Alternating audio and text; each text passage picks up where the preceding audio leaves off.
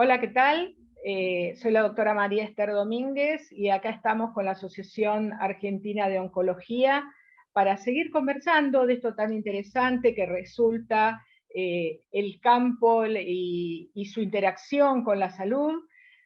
Y hoy tenemos el lujo, realmente el lujo, de poder presentar a un periodista destacado de nuestro medio, que él está especializado en todo lo que tiene que ver con la agronomía, el señor Marcos López Arriazu, periodista especializado en agro del Grupo América y asesor en comunicación de empresas y variadas instituciones. Para nosotros realmente es un lujo que se haya tomado un tiempito para grabar con nosotras esta charla. Y hoy, a diferencia de las otras, yo no voy a ser la preguntona, sino que el que va a ser el entrevistador, porque tiene experiencia y porque lo hace excelentemente bien. Yo solamente soy una imitadora. Va a hacer las preguntas él y yo voy a tratar de contestar. Marcos, muchísimas gracias por prestarte a esto y bueno, quedo en tus manos. María Esther, bueno, muchísimas gracias primero a vos, a ustedes por invitarme. La verdad que estuve viendo las charlas previas y me parece una iniciativa muy interesante porque siempre se toman las visiones divididas sobre los fitosanitarios, sobre el impacto ambiental. Ustedes como médicos, que son los que tienen que atender lo que para algunos son las consecuencias de esta tecnología, hay mucho todavía para investigar. Entonces, poder unir todo en un solo ciclo y empezar o potenciar un diálogo entre dos visiones distintas me parece que es interesante. Así que tengo que agradecer yo a ustedes por invitarme a participar de esto.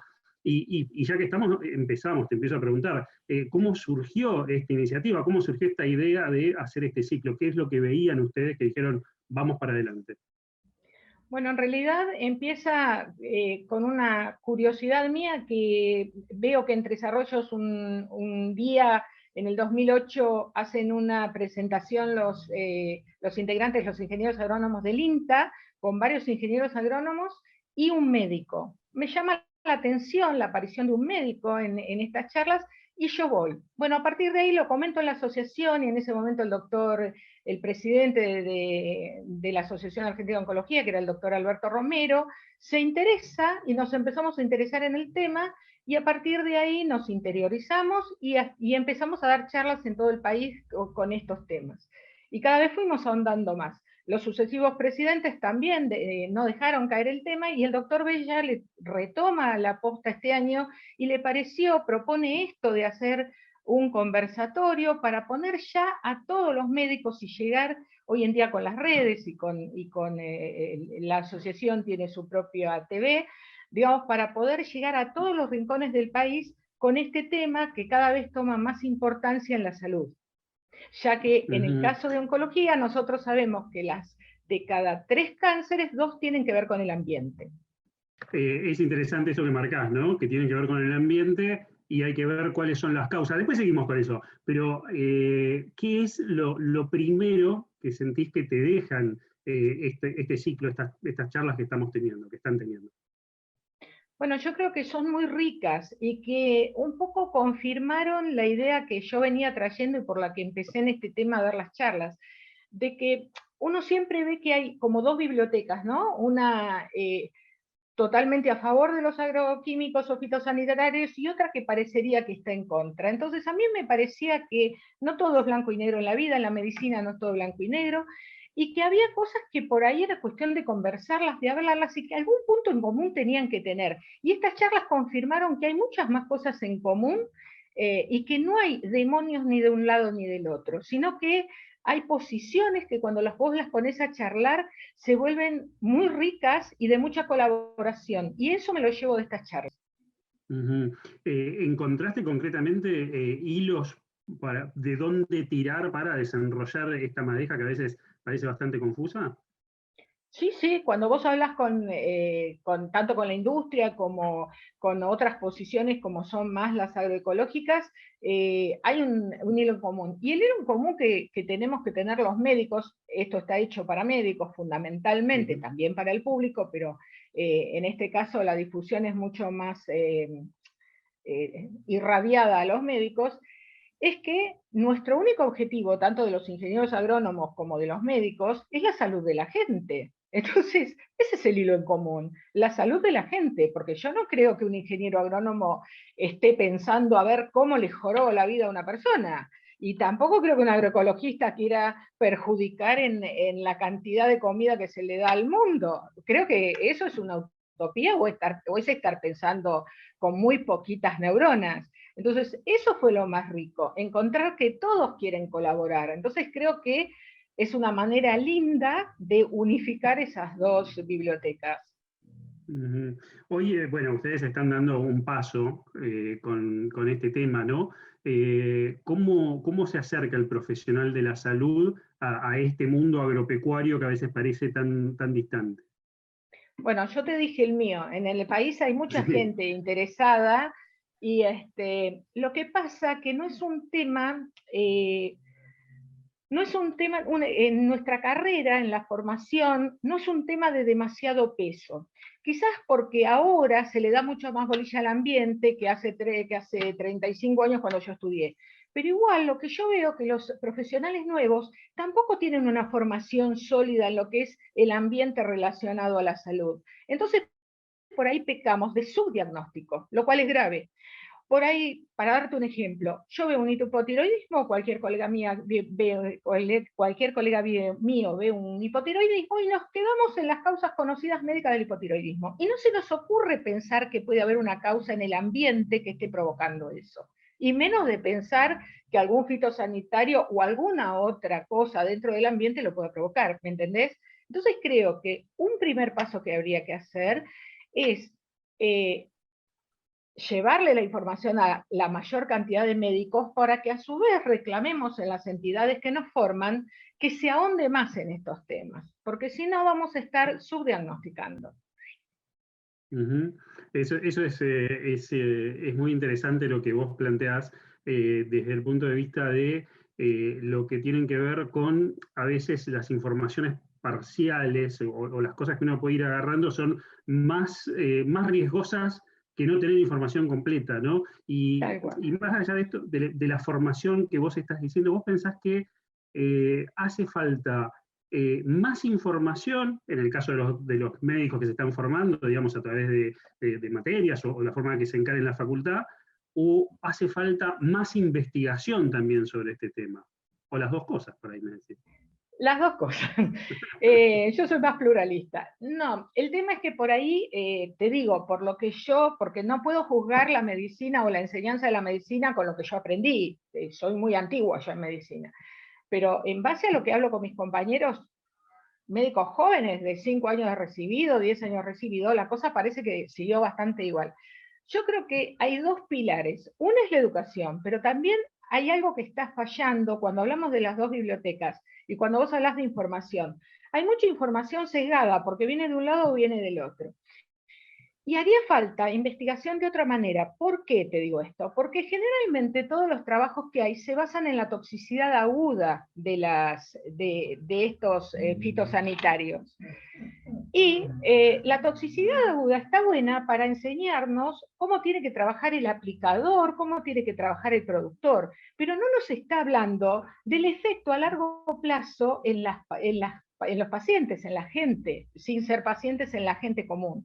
Entonces, hoy en día se está tratando de llevar a cabo un estudio que va a ser, creo que, el main staging de lo que es la profesión o lo que es este tema, que es empezar a analizar la sangre, tejidos de pacientes y evaluar qué contenido de sustancias de fitosanitarios tiene y la relación de eso que puede tener o no con la salud, porque hasta ahora vos te dicen de un lado, no, produce cáncer, produce esto, produce lo otro, y de otro dicen, no, no produce nada. Entonces, creo que hay que hacer estudios más profundos, aleatorizados, regulados, que sean a doble ciego o que no haya, que el investigado y el investigador no sepa el resultado previo, que no sea sesgado, ¿sí?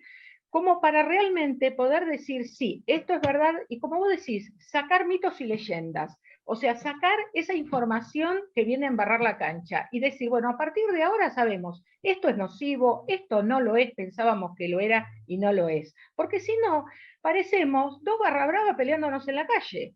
O sea, no tenemos argumento que apoye lo que decimos. Vuelvo a decir, tanto la industria como de todos lados siempre se enfocó mucho a lo agudo. Y para conocimiento tuyo y de la gente, para que, por ejemplo, se desarrolle un cáncer, a veces hace falta 20, 30, 40 años. Y no hay un investigador. Esto tiene que ser traslacional, tiene que pasar de generación en generación para poder, de investigador, para poder llegar a conclusiones válidas si lo que estamos estudiando es cáncer. Si es otras enfermedades, bueno, por ahí un periodo más corto nos sirve. No sé si te aclaro el concepto.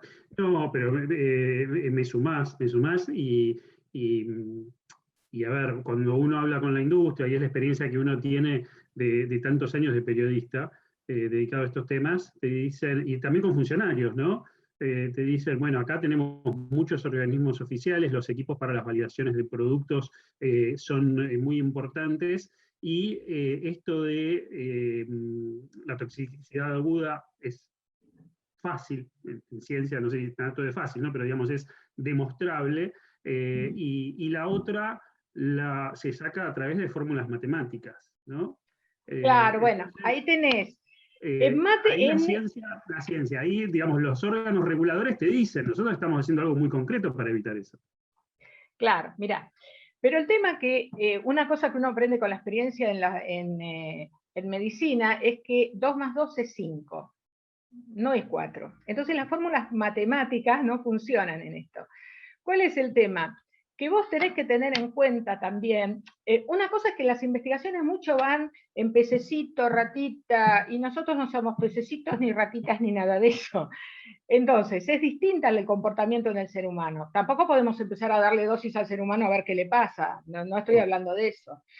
Eh, pero sí, por ejemplo, el estudio que se va a hacer ahora, por nombrarte uno, se va a medir glifosato en orina, pero bueno, que tengas glifosato en orina. ¿Enferma o no enferma? Porque por ahí no enferma. Y estamos diciendo pavadas, ¿me entendés? Entonces, ¿cuál es la historia? La idea es que mismo la industria, vos fijate, que siempre habiendo nombrado el glifosato, siempre se le echó la culpa al glifosato de un montón de que es disruptor endocrinológico, que no queda la menor duda, y que producía cáncer. Cosa que en muchos casos, salvo el linfoma no Hodgkin, en el resto es dudoso.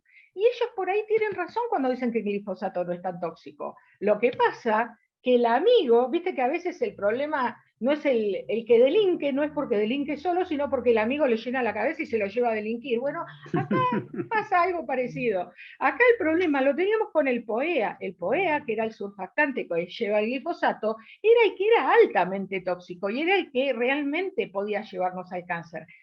Algo la industria escuchó porque justamente hablando con en una de estas conversaciones nos enteramos que el laboratorio que fabrica el principal productor de glifosato le va a sacar el POEA.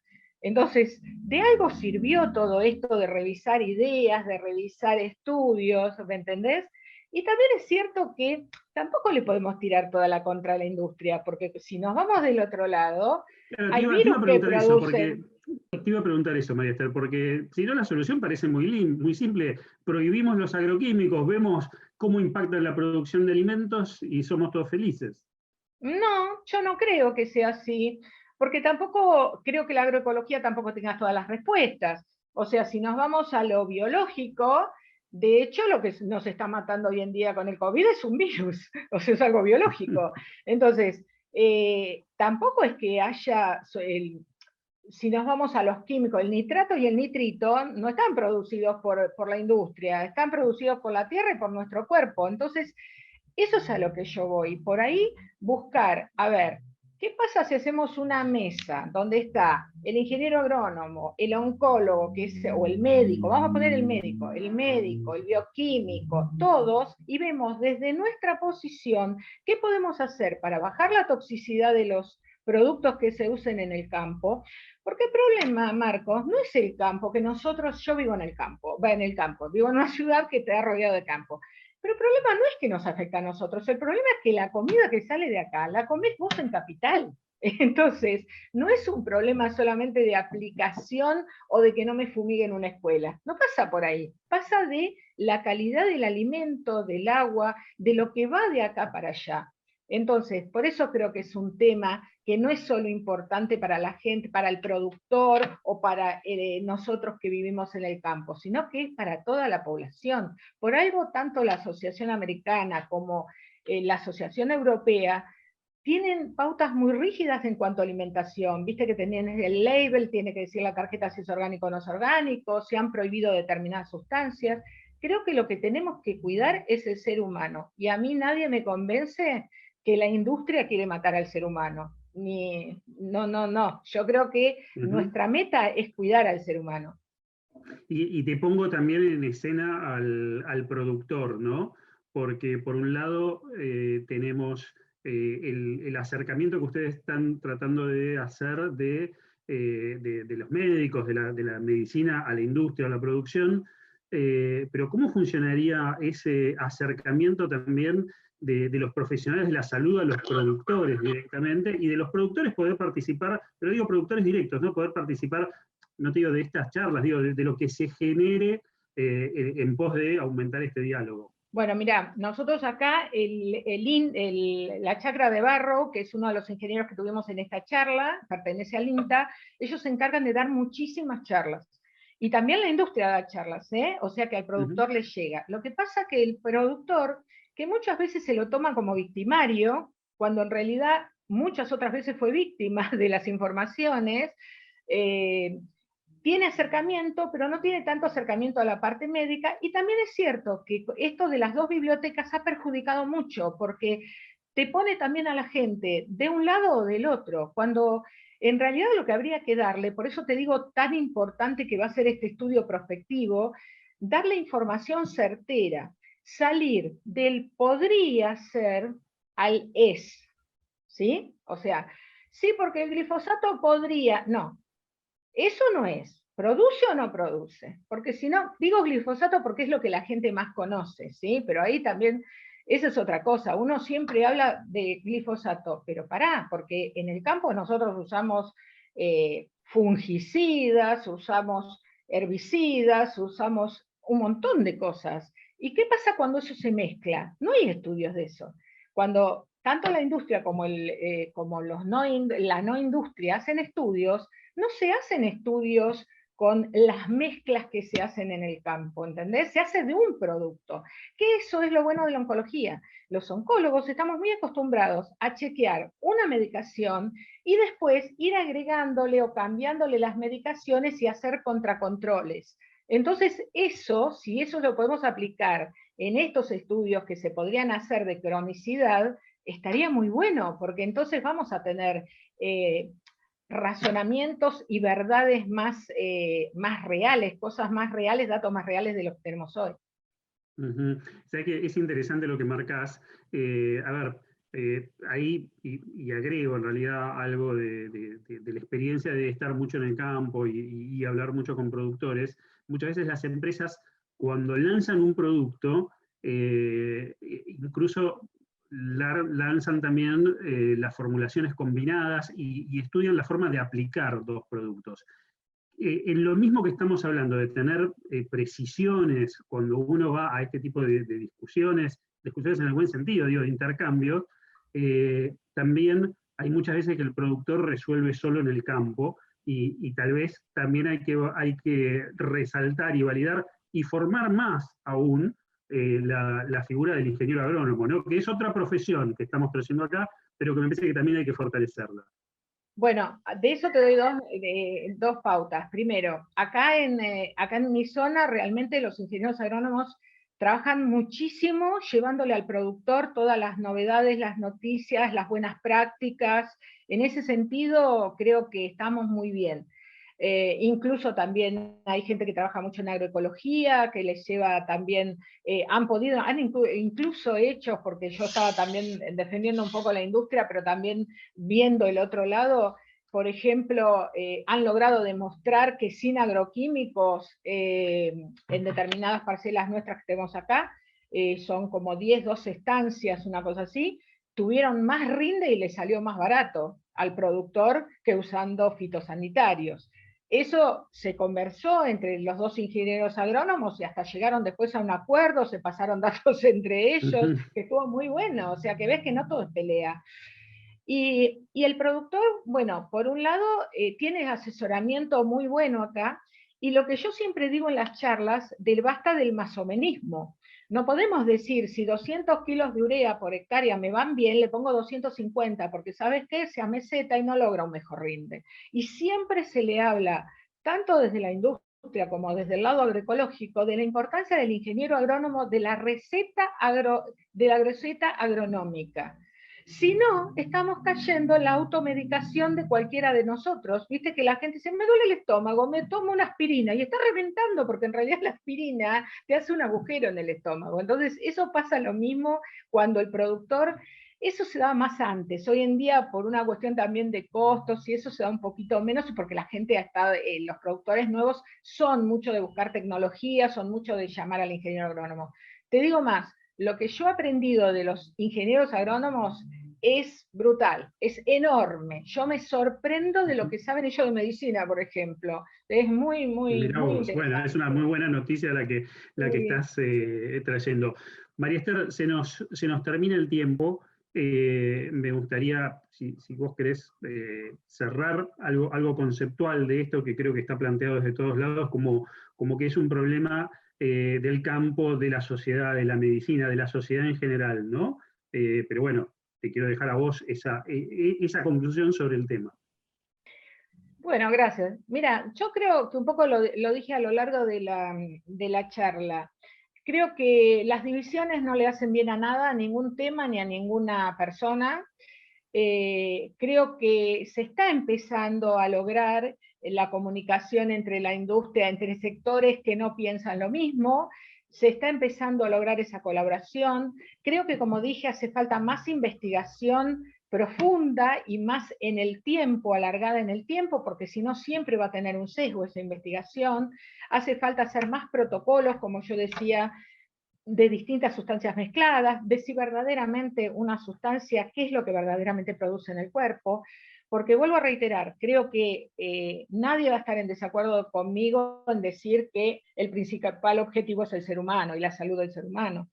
Entonces, y la otra es que, bueno, hacer todo esto, ir llevándolo a los médicos, tratar de influenciar dentro de las facultades de medicina y la universidad para que este sea un tema con un espacio importante, no digo que sea el más importante, pero un espacio adecuado, informado, actualizado, no seguir explicando el endosulfán, porque es como que yo te siga explicando no sé, alguna medicación del siglo XVIII, y creo que todos en conjunto, si nos unimos y desparramamos esa información al productor y todo, la consecuencia va a ser vivir más y mejor.